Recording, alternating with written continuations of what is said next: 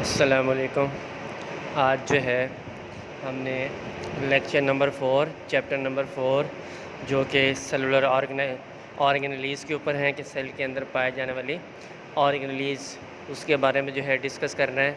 तो यहाँ पे सबसे पहले जो है जो ऑर्गेनेलीज़ है वो न्यूक्लियस है। अब न्यूक्लियस के बारे में सबसे पहले पढ़ेंगे। हमें पता है कि न्यूक्लियस जो है वो चीज़ है जिसके अंदर जो है किसी भी जानदार का डीएनए पाया जाता है, जेनेटिक मटेरियल पाया जाता है, विरासती मादा पाया जाता है, उसकी जो है खसूसियात पाई जाती है, उसकी इंफॉर्मेशन पाई जाती है डीएनए के अंदर। तो सबसे पहले हम इसकी प्रेजेंस की बात करेंगे, फिर इसके कंपोनेंट्स की बात करेंगे। तो प्रेजेंस के अंदर सबसे पहले जो है न्यूक्लियस जो है वो प्रोकैरियोटिक यूकैरियोटिक दोनों सेल के अंदर होता है। प्रोकैरियोटिक और यूकैरियोटिक दोनों सेल के अंदर जो है ये मौजूद होता है, लेकिन एक बहुत बड़ा फ़र्क है। वो फ़र्क किसका है? न्यूक्लियस के गिर्द पाए जाने वाली एक प्रोटेक्टिव मेम्ब्रेन जिसको न्यूक्लियर इन्वेलप कहते हैं। तो हम ऐसे भी लिख सकते हैं कि prominent nucleus present in eukaryotic cell. उसके अलावा prokaryotic cell do not contain prominent nucleus. Eukaryote के अंदर भी है, प्रोकैरियोट के अंदर भी है, लेकिन यूकैरियोट के अंदर प्रोमिनेंट है, प्रोकैरियोट के अंदर प्रोमिनेंट नहीं है। क्यों प्रोमिनेंट नहीं है? क्योंकि इसके गिर्द जो है कोई मेम्ब्रेन मौजूद नहीं है।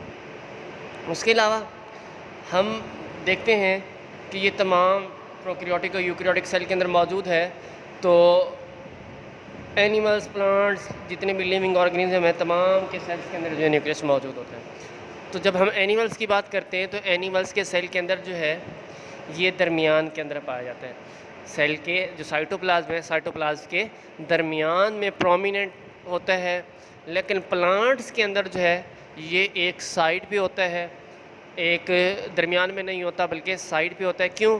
क्योंकि प्लांट्स के अंदर एक बहुत बड़ा वैक्यूल पाया जाता है और उस वैक्यूल की वजह से जो न्यूक्लियस है वो साइड पे चला जाता है और इस वैक्यूल के अंदर जो है डिफरेंट स्ट्रक्चर्स जो है वो स्टोर की जाती हैं। उसके बाद इसके कंपोनेंट्स हैं। कंपोनेंट्स में न्यूक्लियर इन्वेलप है, न्यूक्लियोपोर्स हैं, न्यूक्लियोप्लाज्म हैं, न्यूक्लियोलस हैं, क्रोमोसोम्स हैं और क्रोमेटिन है।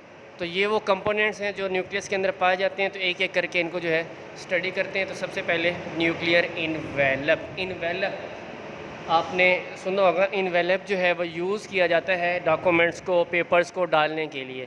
शॉपर टाइप इन्वेलप, कागज़ को भी कह सकते हैं, जिसके अंदर आप डॉक्यूमेंट्स रखते हैं, अपने जो है रिज़ल्ट कार्ड्स वगैरह रखते हैं, किसी चीज़ को स्टोर करने के लिए, सेव करने के लिए रखते हैं, वो इन्वेलप कहलाता है। अब न्यूक्लियर इन्वेलप ऐसी मेम्ब्रेन है, क्योंकि न्यूक्लियर इन्वेलप डबल मेम्ब्रेन है।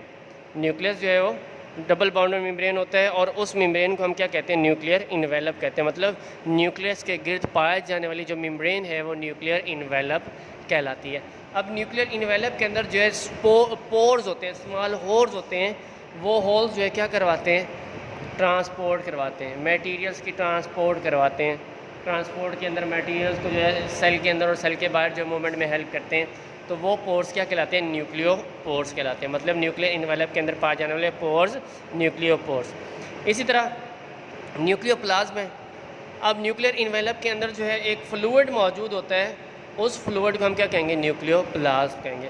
इसी न्यूक्लियोप्लाज्म के अंदर जो है आपके न्यूक्लियोलस वगैरह न्यूक्लियोलस पाए जाते हैं और दूसरी जो क्रोमोसोम्स हैं, क्रोमेटिन मटेरियल्स हैं, वो पाए जाएंगे। तो सबसे पहले न्यूक्लियोलस देख लेते हैं। न्यूक्लियोलस क्या है?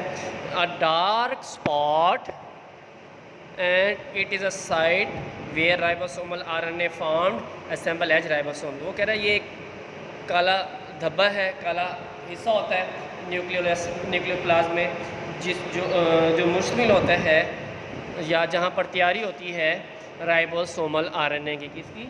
Ribosomal RNA. ऐसा आरएनए जो राइबोसोम्स की तैयारी करता है। और राइबोसोम्स क्या काम करते हैं? प्रोटीन्स की तैयारी करते हैं। सिंपल सी बात है। तो न्यूक्लियोलस जो है वो न्यूक्लियोप्लाज्म में पाया जाने वाला एक डार्क स्पॉट है। जो क्या है, साइट है राइबोसोमल आरएनए की सिंथेसिस की, ताकि राइबोसोम्स की तैयारी की जा सके। उसके बाद क्रोमोसोम्स है। क्रोमोसोम्स जो है आपको पता है हमेशा ड्यूरिंग जो है एनाफेज के दौरान जो है ये ज़ाहिर होते हैं। उससे पहले जो है जब सेल डिवीजन नहीं हो रही होती तो उस दौरान जो है ये थ्रेड लाइक स्ट्रक्चर में पाए जाते हैं, जिसको क्रोमैटिन मटेरियल भी बोलते हैं या सिंपल क्रोमैटिन बोलते हैं। लेकिन जैसे सेल डिवीजन स्टार्ट होती है तो ये जो क्रोमैटिन मटेरियल एक ख़ास शक्ल जो है, ख़ास शक्ल इख्तियार कर जाता है, जो हमेशा सेल डिवीजन के दौरान ही ज़ाहिर होते हैं। उनको हम क्या कहते हैं, क्रोमोसोम्स कहते हैं। क्रोमोसोम्स जो है डीएनए और प्रोटीन से मिलकर बने होते हैं। क्रोमोसोम्स जो है डीएनए से और प्रोटीन से मिलकर बने होते हैं। ये जो डीएनए है या प्रोटीन है, ये हिस्टोन प्रोटीन होती है। डीएनए जो है 60% होता है और प्रोटीन जो है 40% पाई जाती है। उसके बाद राइबोसोम्स है। राइबोसोम्स क्या हैं? राइबोसोम्स ग्रैनुलर स्ट्रक्चर्स होती हैं।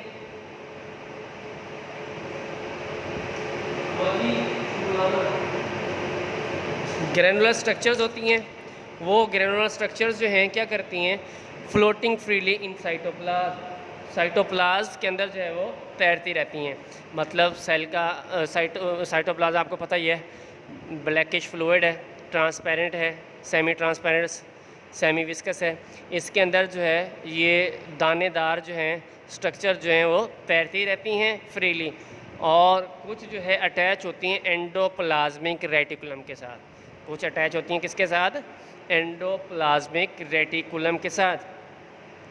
जब हम इनकी स्ट्रक्चर की बात करते हैं कि राइबोसोम जो है किस चीज़ से बने होते हैं, तो ribosomes made up of equal amount of proteins and RNA, ribosomal RNA. मतलब जितनी मिकदार जो है प्रोटीन्स की पाई जाएगी उतनी ही मिकदार जो है राइबोसोमल आरएनए की पाई जाएगी। उसके अलावा जब हम बात करते हैं कि राइबोसोम्स जो है मौजूद कहाँ पे होते हैं या कौन कौन से ऑर्गेनिज्म है जहाँ पे मौजूद होते हैं,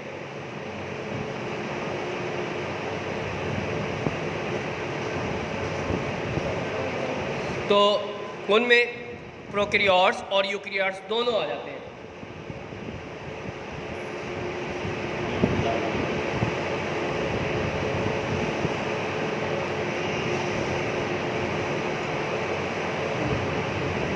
अब प्रोकैरियोट यूकैरियोट के अंदर जो राइबोसोम्स पाए जाते हैं इनमें थोड़ा सा फ़र्क है। वो फ़र्क क्या है, जो यूकैरियोट्स के अंदर जो राइबोसोम्स पाए जाएंगे उनका साइज़ जो है थोड़ा बड़ा होगा, लेकिन जो है प्रोकैरियोट्स के अंदर पाए जाएंगे राइबोसोम्स उनका साइज़ थोड़ा छोटा होगा। और इनका काम क्या होता है? इनका काम जो है प्रोटीन्स की तैयारी करना। क्या करना? प्रोटीन्स की तैयारी। मतलब राइबोसोम जो है सेल के लिए प्रोटीन्स की तैयारी करते हैं ताकि उस प्रोटीन को नई ऑर्गेनेलीज बनाने के लिए, नए स्ट्रक्चर्स बनाने के लिए जो इस्तेमाल किया जाता है। उसके अलावा वो कह रहे हैं जब राइबोसोम्स काम नहीं कर रहे होते हैं, फारिग होते हैं, प्रोटीन्स की तैयारी नहीं कर रहे होते, तो उस दौरान जो है ये छोटे सब यूनिट्स के अंदर टूट जाते हैं। छोटे सब यूनिट्स के अंदर जो है वो डिसेंबल हो जाते हैं, 2 सब यूनिट्स के अंदर।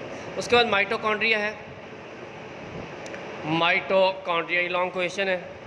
डबल मेम्ब्रेन बाउंड ऑर्गेनेली है। ये यूकैरियोट्स के अंदर पाई जाती है। किसके अंदर? यूकैरियोट्स के अंदर। प्रोकैरियोट्स के अंदर भी पाई जाती है।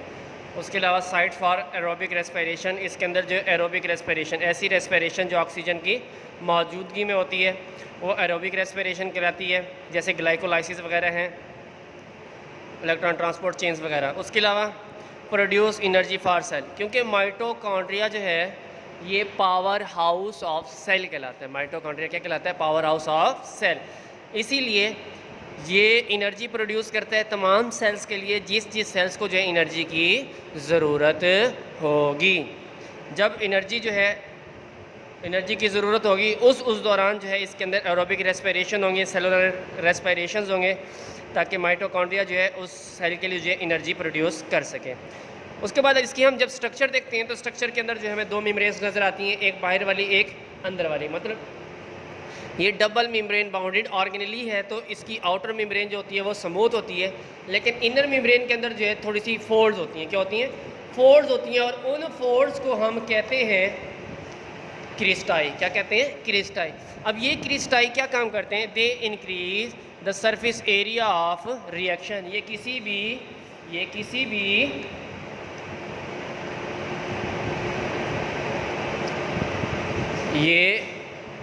भी रिएक्शन के लिए जो है सरफेस एरिया जो है वो बढ़ा देते हैं, क्योंकि ये जो क्रिस्टी हैं इनके दरमियान में जो है मैट्रिक्स मौजूद होता है जहाँ पे सारे केमिकल रिएक्शंस होते हैं, तो वही जो है सरफेस एरिया बढ़ा देते हैं। उसके अलावा इनका अपना जो है डीएनए होता है और अपना ही राइबोसोम्स होते हैं, लेकिन इनके अंदर जो राइबोसोम पाया जाता है वो सिमिलर टू प्रोकैरियोट्स की तरह होता है। मतलब इसका जो साइज़ होगा वो क्या होगा? छोटा होगा। इसका साइज़, राइबोसोम्स का साइज़ क्या होगा? छोटा होगा एज़ कम्पेयर टू यूकैरियोट्स, क्योंकि प्रोकैरियोट्स के अंदर जो राइबोसोम्स हैं वो छोटे हैं, लेकिन प्रोकैरियोट्स के अंदर छोटे हैं, यूकैरियोट्स के अंदर थोड़े बड़े हैं। तो ये फ़र्क है राइबोसोम्स का। तो यहाँ पर जो है टॉपिक ख़त्म होता है माइटोकॉन्ड्रिया वाला, और आज का लेक्चर नंबर 4 भी कंप्लीट होता है। तो नेक्स्ट इंशाल्लाह लेक्चर नंबर 5 लेके हाजिर होंगे। अल्लाह हाफिज़।